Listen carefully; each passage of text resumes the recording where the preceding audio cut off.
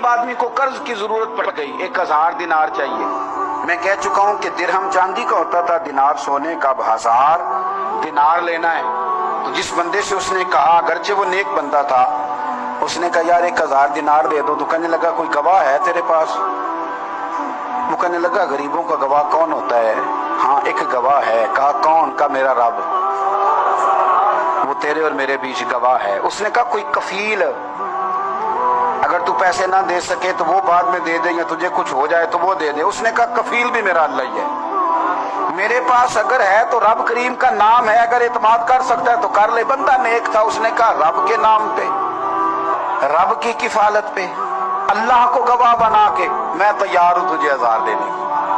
उसने 1000 दिनार दे दिया। वक्त वापसी का तय हो गया। वो चला गया पैसे लेके।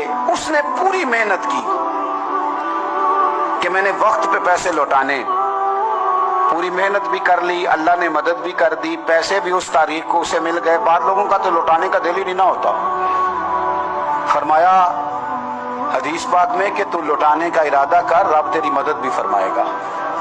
लेकिन यहाँ बहुत सारे लोग कहते हैं खैर है, इरादा ही नहीं। तो फिर जिस तरह का बंदे का गुमान हो, रब भी उसी तरह का मामला फरमाता है। उसने पैसे जमा भी कर लिए और वापस देने को तैयार भी हो गया, लेकिन रास्ता बहरी जहाज का था, कश्ती का था, दरिया के रास्ते वापस आना था। अब वो जब आ गया दरिया के किनारे तो बड़ी कोशिश की, पर वहां उसे कोई कश्ती नहीं मिली।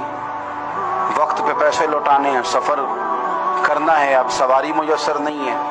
सोच सोच के परेशान था कि मैंने तो अल्लाह के नाम पे लिए।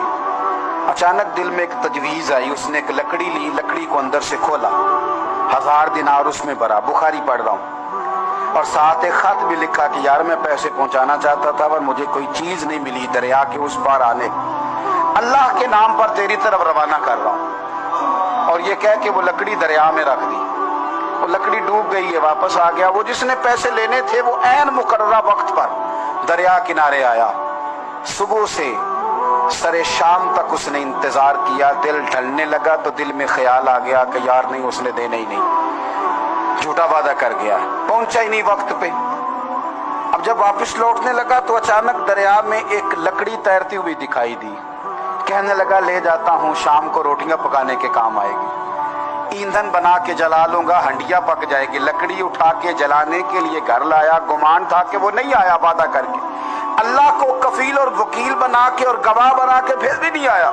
लकड़ी लेके घर गया, बुखारी है, और जब उसको चीरा ना कि मैं इसकी आग जलाऊंगा, खोला तो अंदर से 1000 दिनार भी निकल आया, खत भी निकल आया।